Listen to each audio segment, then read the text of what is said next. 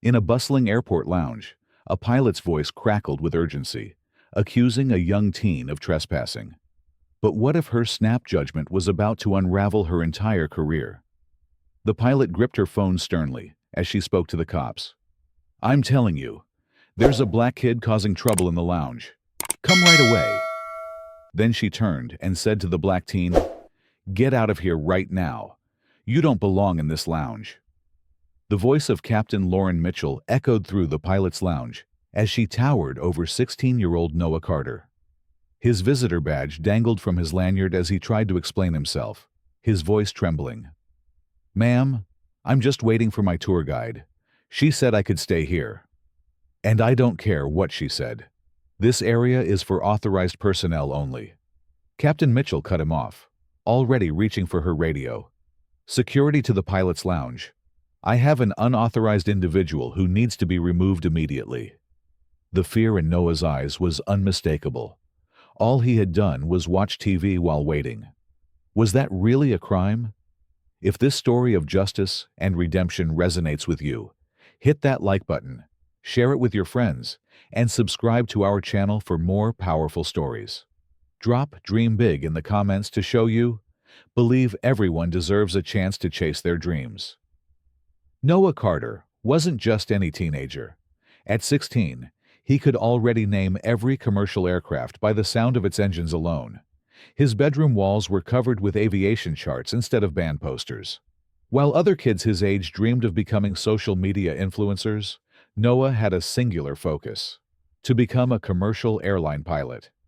This particular Tuesday was supposed to be the best day of his young life.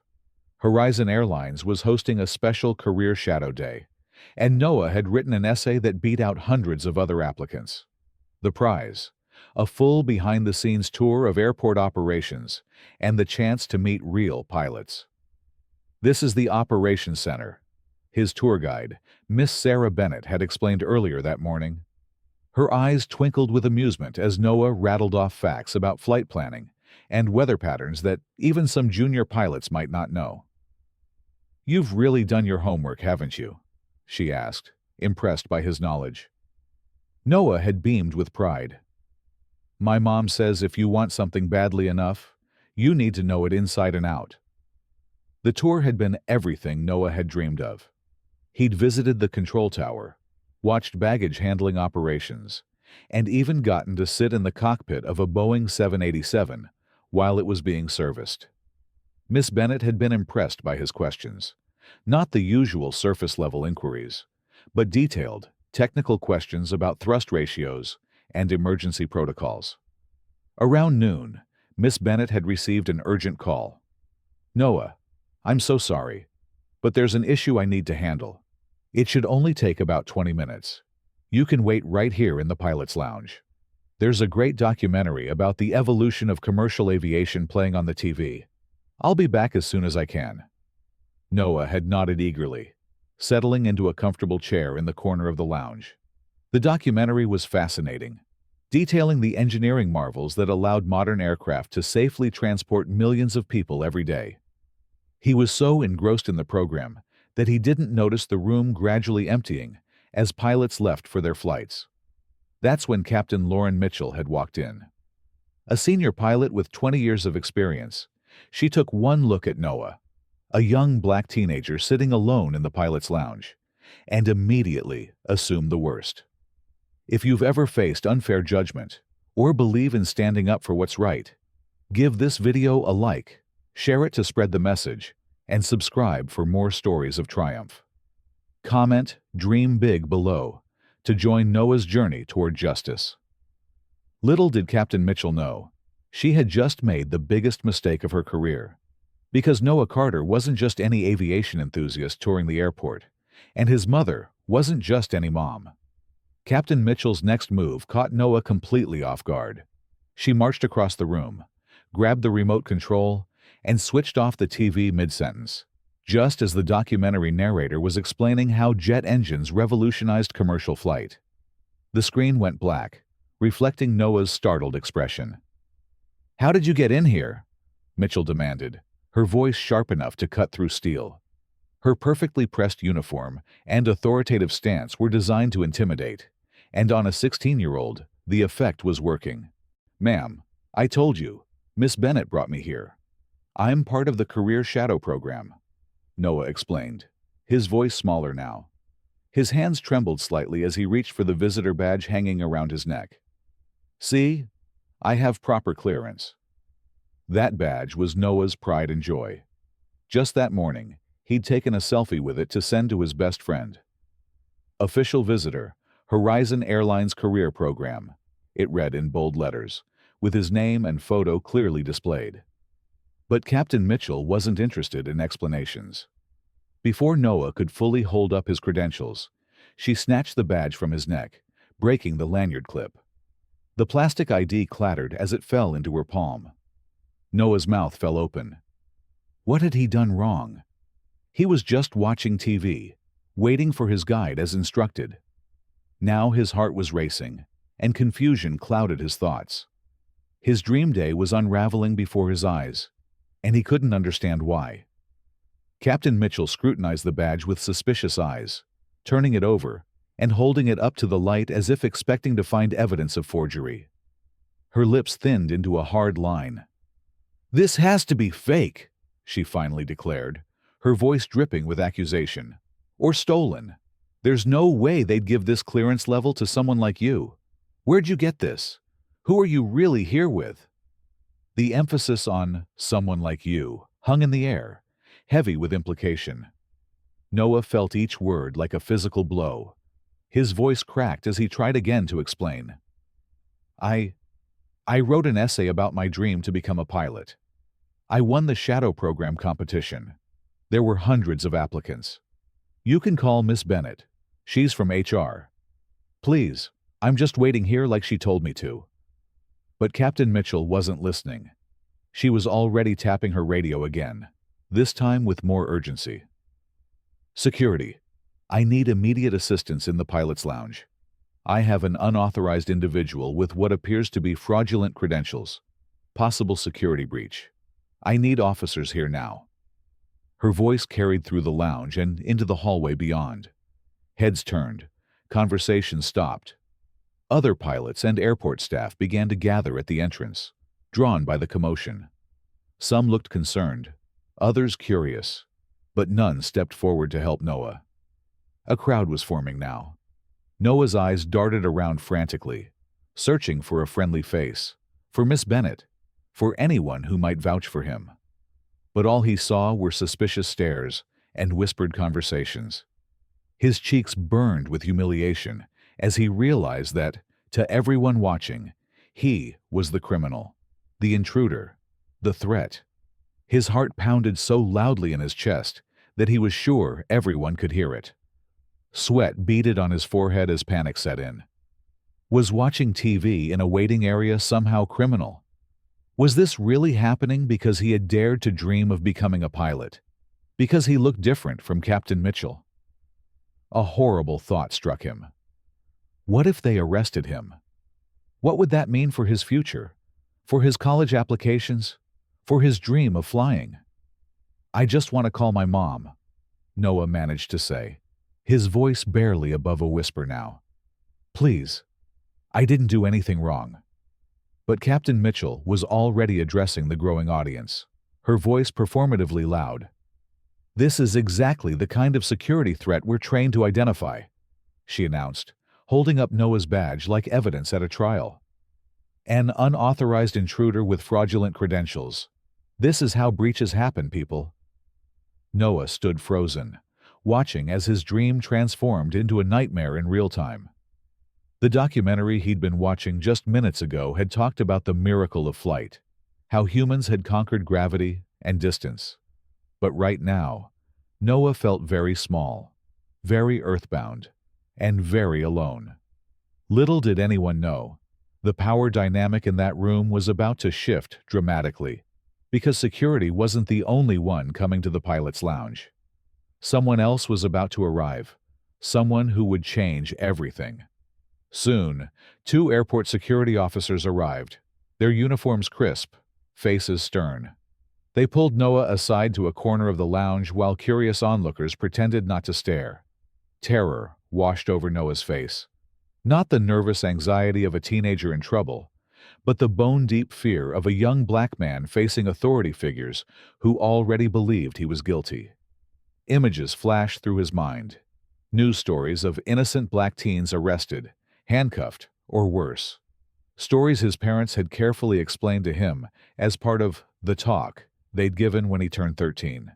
Stories that were supposed to be cautionary tales, not prophecies about his own life. His hands shook uncontrollably now as he tried to explain himself for the third time. Would anyone believe him? Not just his day, but potentially his entire future? Name and purpose for being in this restricted area, the first officer demanded, notepad ready. Before Noah could answer, Captain Mitchell interjected. I found him snooping around, possibly gathering sensitive information. He has a counterfeit badge and refuses to explain how he gained access. Each word was a knife, twisting deeper. Snooping, gathering information, counterfeit? Noah had been sitting in plain sight, watching a documentary that was playing on the lounge TV. How had watching planes on television transformed into industrial espionage? I was invited here, Noah managed, his voice smaller than he'd ever heard it. The Horizon Airlines Career Shadow Program. You can call Miss Bennett from HR, please. But his plea fell on deaf ears as the security officers continued their interrogation, their questions coming rapid-fire now.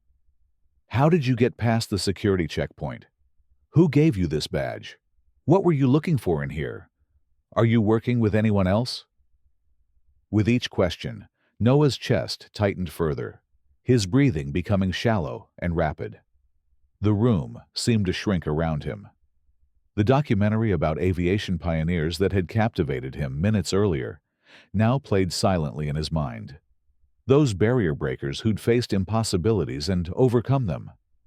But this wasn't supposed to be one of those barriers.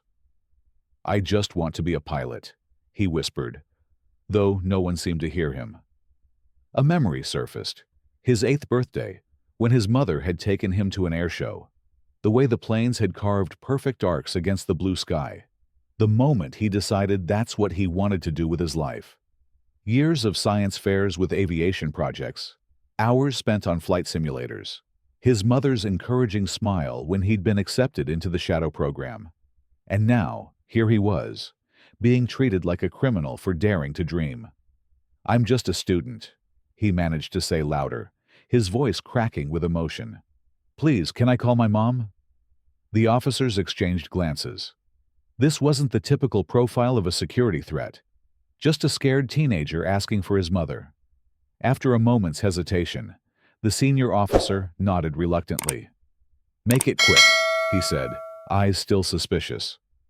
With trembling fingers, Noah pulled out his phone. He tried desperately to keep his voice steady, to sound braver than he felt. He didn't want to worry her unnecessarily, but he needed her now more than he had since he was a small child. Mom, I need you at Terminal C. There's a situation.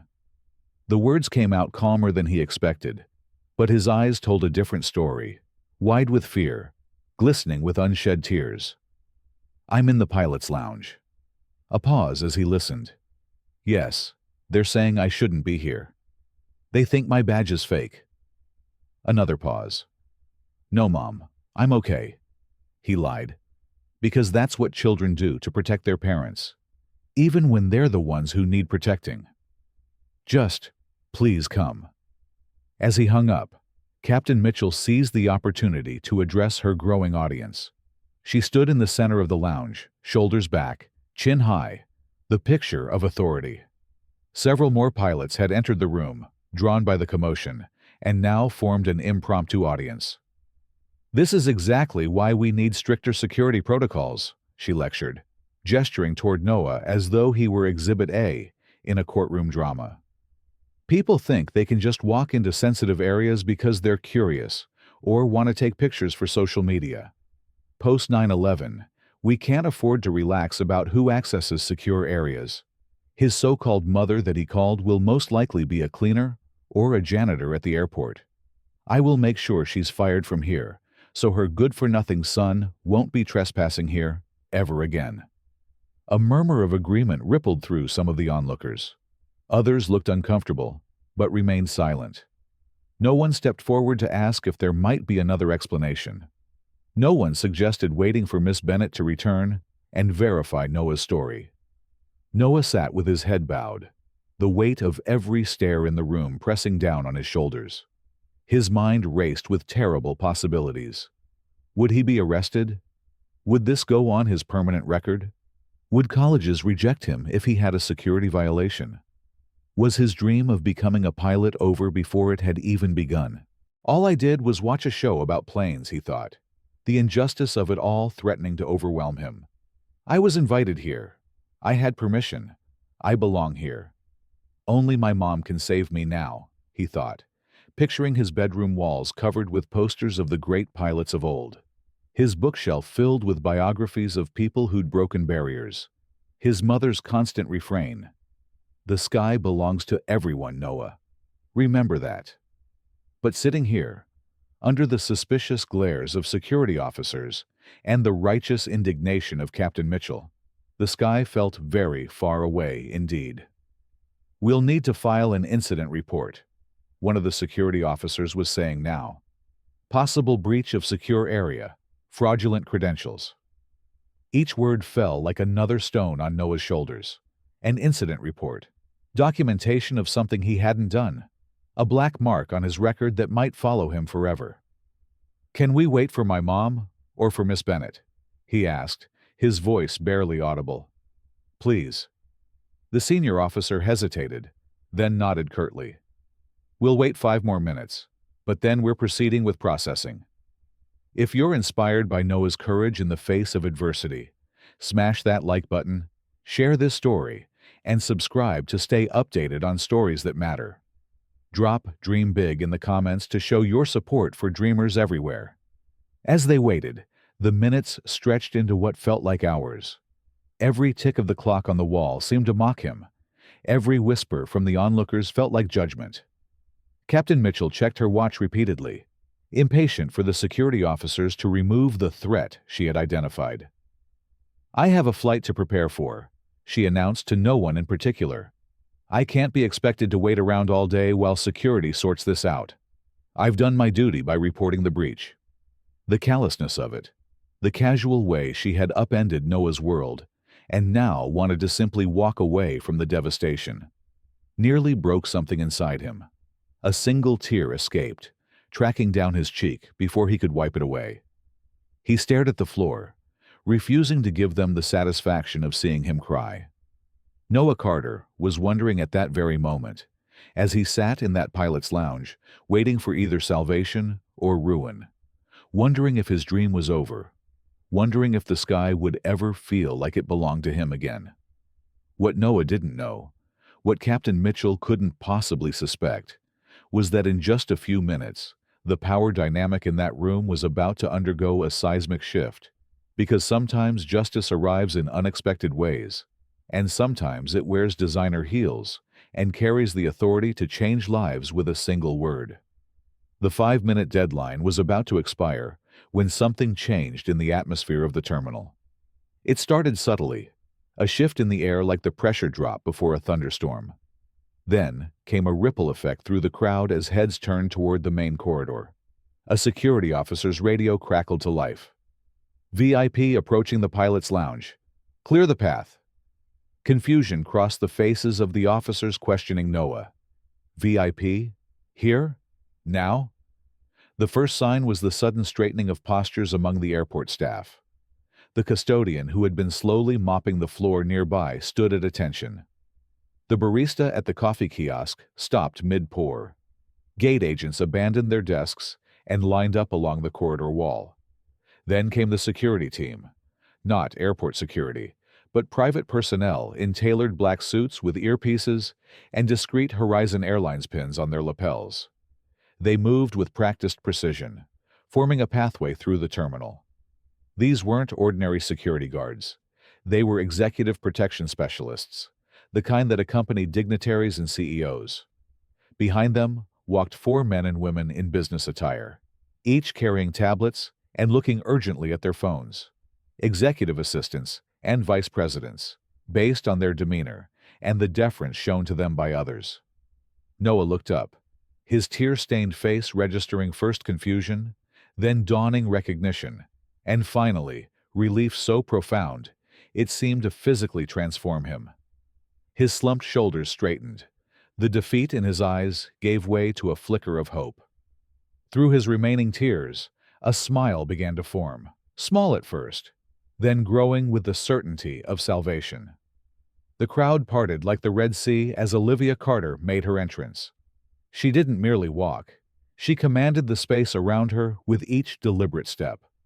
Her charcoal gray designer suit was impeccably tailored, her posture regal, her presence undeniable. The CEO pin of Horizon Airlines gleamed on her lapel, alongside rows of industry achievement pins that told the story of a woman who had conquered aviation's highest peaks. She was surrounded by an aura of authority so potent that people instinctively moved out of her way, their expressions shifting from curiosity to recognition to something approaching awe. Some nodded respectfully. Others whispered to colleagues who hadn't yet realized who had arrived. That's Olivia Carter, the CEO, owner of Horizon Airlines, former pilot herself, on Forbes' Most Powerful Women list. The whispers cascaded through the crowd, a wave of realization washing over everyone in the terminal. Everyone except Captain Lauren Mitchell, who was still addressing the security officers with her back to the commotion, oblivious to the seismic shift occurring behind her. As I was saying, we need to process this and file the report immediately. I have a flight to Chicago in 40 minutes, and I need to complete my pre-flight checks, Mitchell was saying, irritation evident in her voice. The security officers weren't listening anymore. Their eyes were fixed on Olivia Carter as she approached, their faces showing a mixture of respect and sudden apprehension. They knew who she was. Everyone at Horizon Airlines knew Olivia Carter, the woman who had started as a flight attendant 30 years ago, put herself through school to become a pilot, then worked her way up to operations management, and eventually purchased controlling interest in the airline. Olivia Carter didn't just run her airline. She was Horizon Airlines. Noah's transformation was the most remarkable of all. The boy who had been cowering moments before now stood a little taller, his eyes brightening despite the tear tracks still visible on his cheeks. The change in his posture was subtle but profound, from a young man bracing for disaster to one who suddenly remembered his own worth. Without a word to anyone else, Olivia walked directly to Noah. The terminal fell silent.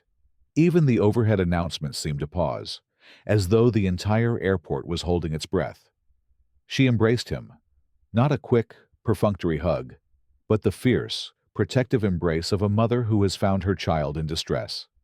She held him close, feeling his heart still racing from the ordeal, whispering something in his ear that made his shoulders finally relax. For just a moment, she wasn't the CEO of a major airline or one of the most powerful women in the transportation industry. She was simply a mother comforting her son. The vulnerability and strength in that embrace spoke volumes about who Olivia Carter was, behind the power suits and executive decisions. Then, still with one arm around Noah's shoulders, she turned to face Captain Mitchell. The transformation was instantaneous and chilling. The warmth that had enveloped Noah vanished, replaced by a cold fury so controlled, so precise, that it seemed to lower the temperature in the room. Her voice, when she finally spoke, was not raised. It didn't need to be. It carried the weight of absolute authority, the kind that comes not from a title or position, but from a lifetime of earning respect and power through sheer force of will and intelligence. "That's my son you're accusing of theft, Captain Mitchell." Captain Mitchell froze mid-sentence, turning slowly to face the source of the voice. She clearly recognized her. Her face, previously flushed with self-righteous indignation, drained of color so rapidly it was as though someone had pulled a plug. Her mouth opened, closed, opened again, but no sound emerged. In that moment of stunning silence, the power dynamic that had defined the past hour collapsed completely. The accuser became the accused. The authority figure became the subordinate. The woman who had wielded her position like a weapon now stood defenseless before a much greater power. The irony was exquisite and terrible all at once. The very same Captain Mitchell who had refused to believe Noah belonged in that pilot's lounge now found herself in a position where her own belonging, her position, her career, her future, hung in the balance. The silence that followed Olivia Carter's declaration was absolute. For several heartbeats, the only sound in the terminal was the faint overhead announcement calling for a passenger to return to Gate 23. All eyes were fixed on Captain Mitchell as the blood drained from her face, leaving her complexion ashen against her Navy uniform. Her eyes darted frantically between Olivia and Noah, making the connection she had failed to see earlier. The same strong jawline, the same intelligent eyes, the same quiet dignity, even under pressure. "Miss Carter," one of the security officers said immediately, lowering his notepad. "We didn't realize." "Clearly," Olivia responded, her tone measured but glacial. The airport security officers stepped back, suddenly unsure of their role in this unfolding drama. The crowd of onlookers had grown, with pilots, flight attendants, and gate agents gathering at a respectful distance. An executive from Olivia's entourage leaned toward one of the confused security officers. "That's Olivia Carter," he whispered, not quite quietly enough. "CEO and majority owner of Horizon Airlines. She owns 53% of the company outright." Captain Mitchell's eyes widened further as she registered the full implications of those whispered words. Not just CEO, owner. Not just Noah's mother, her boss. The person who could, with a single decision, end the career she had built over 20 years. The color continued to drain from Mitchell's face until she resembled one of the blank flight maps on the terminal screens, empty of detail, devoid of direction. Her carefully constructed authority was crumbling in real time, the foundation of her confidence washing away like sand beneath a rising tide. "Miss Carter," Mitchell finally managed, her voice climbing half an octave higher than her usual commanding tone. "I had no idea." She stopped, regrouped, tried again. "I was just following protocol." Another false start. "If I'd known he was your son." And there it was, the fatal mistake laid bare in her own words. "If I'd known he was your son." Not, "If I'd known he was authorized to be here." Not, "If I'd known he was part of the shadow program." But, "If I'd known who his mother was." Olivia's expression hardened, the steel in her eyes now forged into something sharper, more dangerous. "That's exactly the problem, isn't it, Captain Mitchell?" Olivia said, cutting her off mid-excuse. "My son was terrified because you criminalized him for watching TV while waiting for his tour guide. Is that your protocol? To traumatize students in our career program based on snap judgments? To assume guilt without evidence? To confiscate legitimate credentials and call security on a child who was exactly where he was authorized to be?" Each question landed like a precision strike, leaving no room for evasion or excuses. Olivia's voice remained level, never rising, which somehow made her words all the more devastating. This wasn't the outburst of an angry mother. This was the calculated response of a CEO who had spent decades navigating boardrooms dominated by men who underestimated her. Mitchell opened her mouth again, but no sound emerged. What could she say? That she hadn't bothered to check if Noah was authorized? That she had assumed, based on nothing but his appearance, that he couldn't possibly belong? That she had engineered a security response to a threat that existed only in her mind? "Miss Carter." One of the airline executives from her entourage stepped forward, tablet in hand. "We've already accessed the security footage from the lounge. It clearly shows Mr. Carter seated quietly, watching the documentary on commercial aviation history that runs in the pilot's lounge. At no point does he leave his seat until Captain Mitchell confronts him. Another executive spoke up. "We've also confirmed with HR that Noah Carter is indeed enrolled in our Career Shadow program today. Miss Bennett was called away on an urgent matter, but had authorized him to wait in the lounge. His credentials are completely legitimate." With each piece of evidence, Captain Mitchell seemed to physically diminish, as though the gravity in her immediate vicinity had intensified, pressing her toward the earth. Her shoulders hunched forward, her posture, once ramrod straight with unearned authority, now curved in a defensive posture. "I didn't realize," she began again. "No, you didn't realize," Olivia agreed, her tone now almost clinical in its precision. "You didn't realize that my son had every right to be here. You didn't realize that your assumptions were based on prejudice rather than fact. You didn't realize that actions have consequences." A murmur rippled through the gathered crowd. This wasn't just a dramatic confrontation between a CEO and an employee. This was a reckoning, a public accounting of biases that usually remained unexamined and unchallenged. "Captain Mitchell," Olivia continued, still with that same measured calm that was far more intimidating than any shouting could have been. "In the 20 minutes since I received my son's call, I've reviewed our company policies, your employment record, and the preliminary security footage." She paused, allowing the implications to sink in. 20 minutes. In 20 minutes, while traveling to the airport, Olivia Carter had mobilized resources, gathered information, and prepared to address not just this specific incident, but its root causes.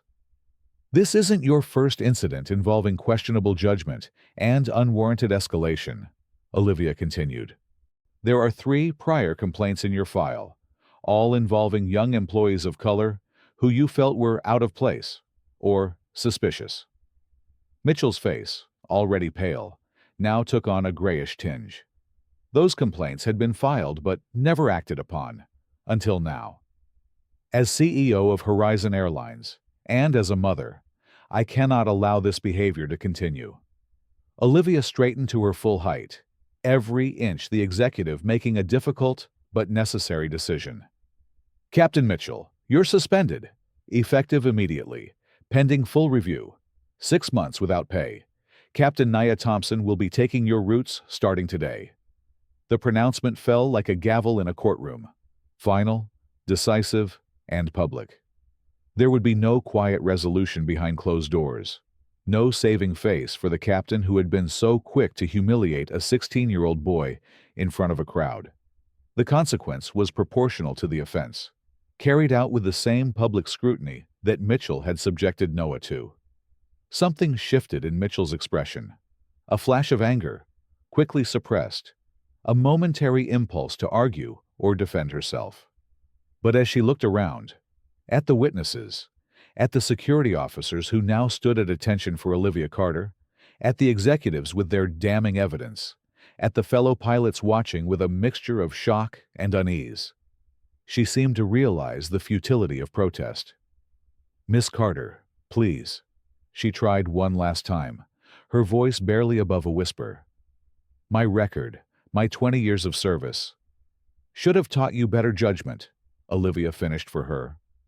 "My decision stands." She turned to one of her executives. "Please escort Captain Mitchell to HR to process her suspension and have her credentials temporarily restricted until the review is complete." The executive nodded, stepping forward to gesture for Captain Mitchell to follow him. For a moment, it seemed as though Mitchell might refuse, might make a final stand to salvage her pride, if not her position.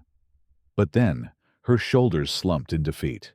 The fight had left her, replaced by the dawning realization of exactly how thoroughly her actions had backfired. As Mitchell was led away, Olivia turned back to Noah, her CEO persona softening once more into that of a concerned mother.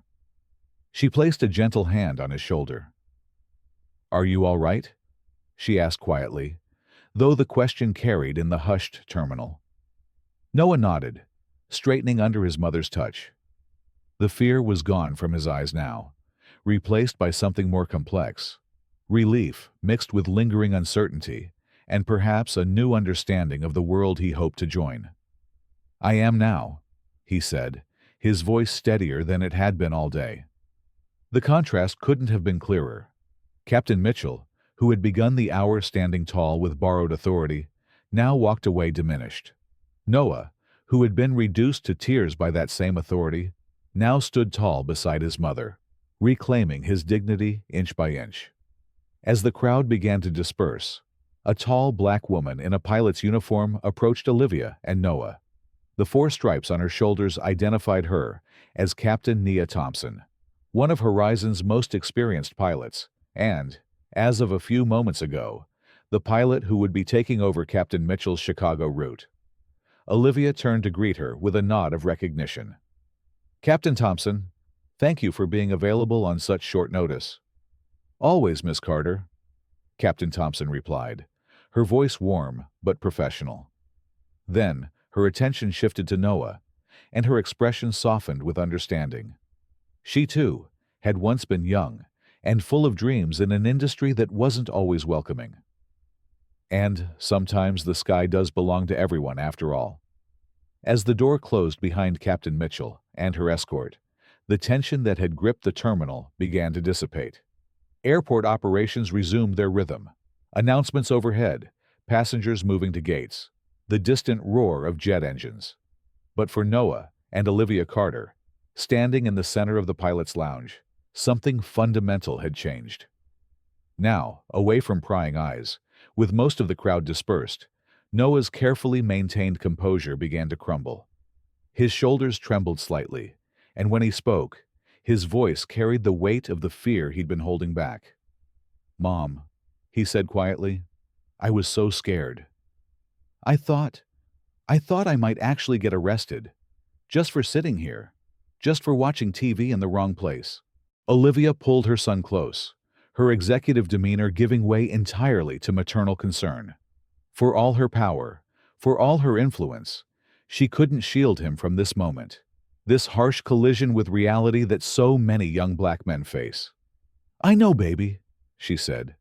"I know." There was both heartbreak and steel in those simple words, acknowledgement of the world's injustice and determination to face it nonetheless.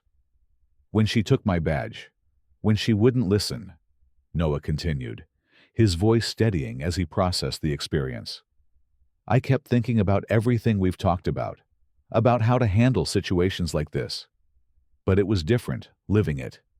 It was terrifying." Olivia finished for him, her eyes reflecting understanding too deep to be merely theoretical. "It always is." Captain Nia Thompson approached them with respectful hesitation, aware she was interrupting a profound moment between mother and son. Her presence, a tall, confident black woman wearing the same uniform that had clothed Captain Mitchell's prejudice, offered its own kind of healing.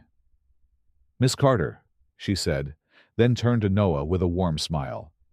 "And, Mr. Carter, I wanted to extend a personal invitation. My flight to Chicago doesn't leave for another hour.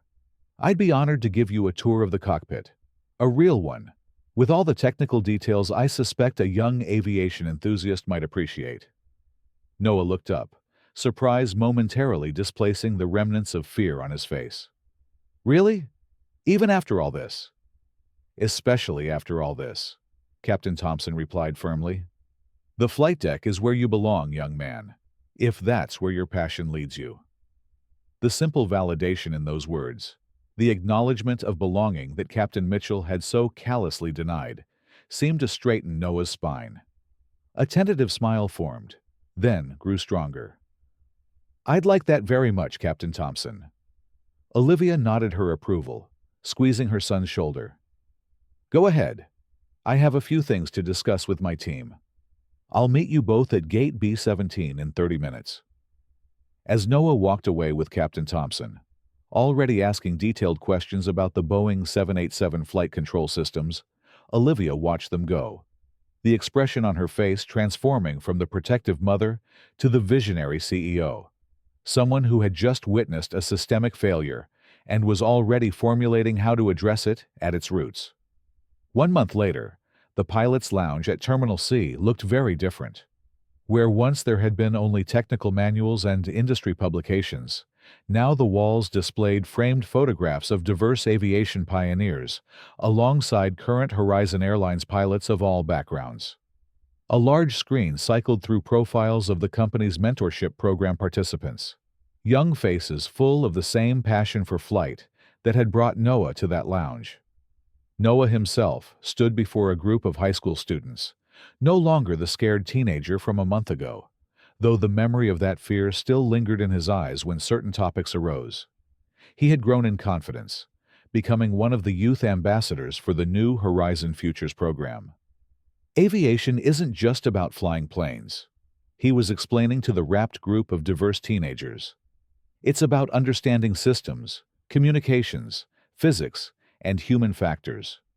Every one of you has something unique to bring to this industry. Behind him, Captain Nia Thompson nodded in agreement, now the official head of Horizon's mentorship initiative. She divided her time between flying international routes and nurturing the next generation of aviators. The captain's stripes on her shoulders represented not just her achievement, but a promise to those watching her that they, too, could earn them with hard work and persistence. "The sky has room for all of you," she added, making eye contact with each student in turn. "Don't let anyone tell you differently." The students asked questions, practical concerns about education requirements, technical queries about aircraft operations, and, inevitably, more personal worries about belonging in an industry that hadn't always been welcoming to people who looked like them. Noah answered them all with honesty, tempered by optimism. He didn't sugarcoat the challenges, but neither did he allow his own experience to discourage these younger dreamers. That balance between realism and hope marked him as someone who had begun the journey from adolescence to adulthood, catalyzed by that day in the pilot's lounge. Later that evening, in Olivia Carter's elegant office overlooking the main terminal, mother and son sat together, reviewing the day's events. The formal CEO's desk had been abandoned in favor of comfortable chairs by the window, where they could watch planes taking off and landing, a view that never grew old for either of them. "How did it go today?" Olivia asked, though she had received glowing reports from Captain Thompson already. Noah considered the question carefully. "Good, I think. They asked tough questions. About what happened to me, about Captain Mitchell." News of the incident had spread, of course. In an age of social media and instant communication, such stories rarely remained contained. Olivia had chosen to address it directly, transforming a potential PR crisis into an opportunity for institutional change. "And how did you answer?" "I told them the truth," Noah said simply. "That I was scared, that I thought my dream was over because I watched TV in the pilot's lounge, that for a few minutes I believed what Captain Mitchell seemed to believe, that I didn't belong there." Olivia's expression softened, with a mixture of pride and lingering pain. "And now I know better." His voice grew stronger. "But Mom, I keep thinking about what would have happened if you weren't who you are. What if my mom wasn't the CEO? What if she was just a mom? Would anyone have believed me then?" It was the question that had haunted both of them since that day. The uncomfortable knowledge that Noah's salvation had come not just from justice, but from privilege. The privilege of having a mother with the power to command attention and respect, to demand accountability, to enforce consequences. Olivia leaned forward, taking her son's hands in hers. "That's exactly why I started the mentorship program. Because not every child has a mother who owns an airline, but every child deserves to be treated with dignity. Every child deserves to be believed." She paused, then shared something she rarely discussed, even with Noah. "When I was first training as a pilot 25 years ago, I was often the only woman in the room, and almost always the only black woman. There was a chief instructor who was convinced I didn't belong there. He tested me harder than other trainees, criticized me more harshly, questioned my competence at every turn." Noah listened intently. His mother spoke often of her successes, but rarely of her struggles. One day, after I'd aced a particularly difficult simulation that he was sure would prove his point about my inadequacy. He told me that I might have passed the test, but I would never fit in with the culture of aviation. She smiled slightly at the memory, but there was old pain behind the smile. I was terrified every day that he would find some reason to wash me out of the program. I second-guessed myself constantly. I worked twice as hard as anyone else, slept half as much, just to prove I deserved to be there. "What happened?" Noah asked. "I graduated top of my class, got hired by a regional airline, worked my way up. Eventually, when I had enough seniority and influence, I made sure that instructor never had the power to discourage another student like me again." She squeezed her son's hands. "But here's what I wish someone had told me then. What I want you and every one of those students to know. Fear should never be the price of following your dreams. The anxiety I felt, the terror you experienced in that lounge, that's not an inevitable cost of being a pioneer. It's a failure of the system, and it's a failure we can fix." Olivia gazed out the window at a Horizon Airlines plane taking off, its lights visible against the darkening sky as it climbed steadily upward. That's why the new diversity initiative isn't just about recruitment numbers or public relations. It's about changing the culture from the inside out. It's about making sure that the next generation of dreamers doesn't have to be afraid. On the wall behind them hung a large framed poster, the new face of Horizon Airlines' diversity initiative. Captain Nia Thompson stood confidently in her uniform, surrounded by a diverse group of young people, including Noah. Across the bottom, in bold letters, were the words that had become both slogan and promise. "Fear should never be the price of following your dreams." The story of Noah Carter, a young black teenager unjustly accused by Captain Lauren Mitchell in the pilot's lounge, is not merely a narrative of conflict and resolution. It is a profound meditation on prejudice, resilience, and the transformative power of justice. From a French cultural perspective, which cherishes introspection, egalitarianism, and the pursuit of vérité, truth, this tale resonates deeply, inviting us to examine our own biases and the systems we inhabit. As I reflect on Noah's ordeal, I am struck by the emotional weight of his experience. His trembling voice, his tear-streaked face, and the quiet dignity he maintained despite being stripped of his agency. This story, set in the sterile bustle of an airport, mirrors the broader human condition. The struggle to belong, the pain of being misjudged, and the hope that truth will prevail. In France, where philosophical discourse often frames personal and societal challenges, Noah's journey prompts us to ask, how do we confront injustice in our daily lives? And how can we cultivate a world where dreams are not curtailed by prejudice? Noah's experience is a stark reminder of the harm caused by snap judgments. Captain Mitchell's assumption that a young black teenager could not belong in the pilot's lounge was not just a personal failing, but a reflection of systemic biases that persist in many institutions. In French culture, which values raison, reason, and débat, debate, we are taught to question assumptions and seek understanding through dialogue. Yet, Mitchell's actions bypass this principle, choosing suspicion over inquiry. This resonates with moments in my own life when I've witnessed or experienced prejudice. Perhaps a sidelong glance in a Parisian café, a subtle dismissal in a professional setting, or an unwarranted assumption about someone's background. The lesson here is clear. We must pause, reflect, and verify before acting on our instincts. In practice, this means listening actively to others, especially those whose voices are often marginalized. For example, in a workplace, I now make a conscious effort to ask questions, rather than assume someone's role or expertise based on appearance.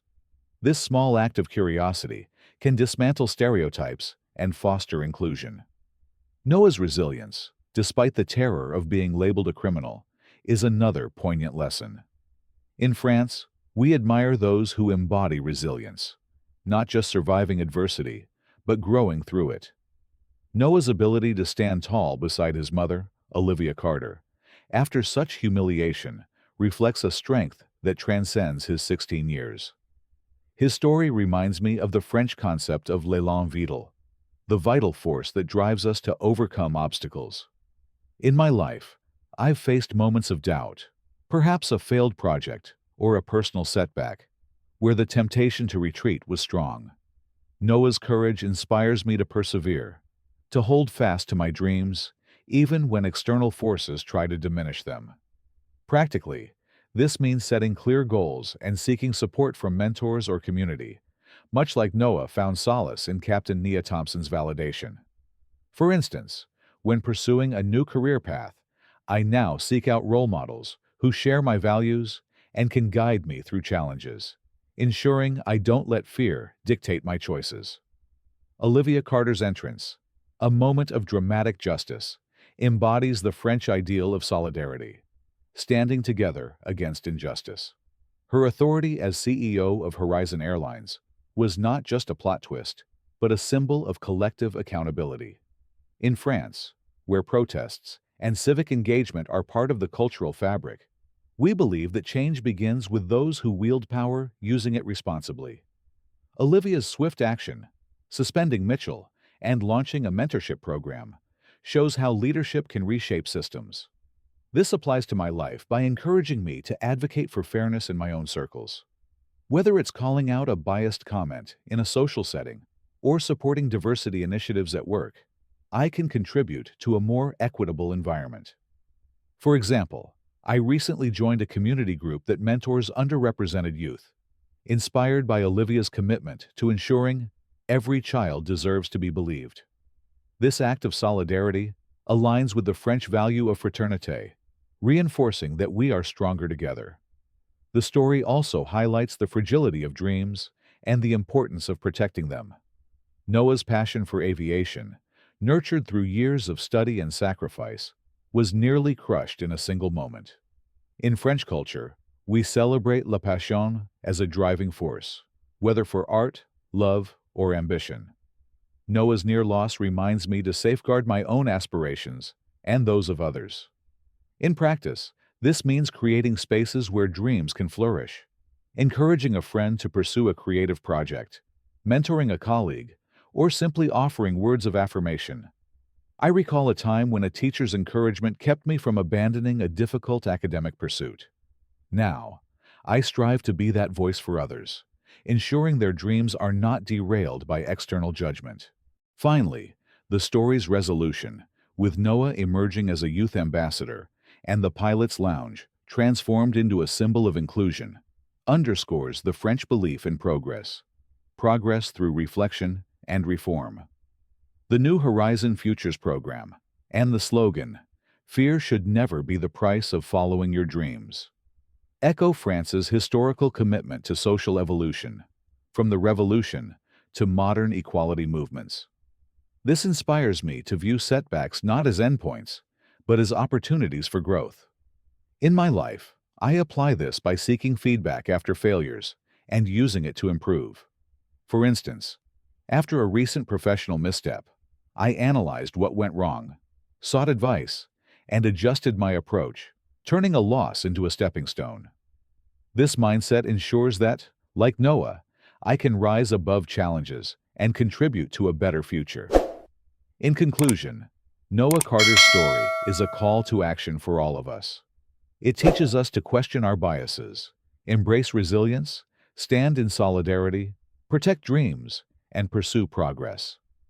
In a world often divided, these lessons are universal, bridging cultures and continents. As the French philosopher Voltaire once said, "We are all full of weakness and errors. Let us mutually pardon each other our follies." By applying these principles, listening before judging, persevering through adversity, advocating for justice, nurturing aspirations, and learning from mistakes, we can create a society where everyone, like Noah, feels they belong in the sky. If Noah's journey moved you, and you believe in a world where dreams soar above prejudice, hit that like button to spread his story, share this video with your friends to inspire change, and subscribe to our channel for more tales of courage and justice. Drop Dream Big in the comments below to show you stand with dreamers everywhere. Let's keep this conversation alive. See you in the next video.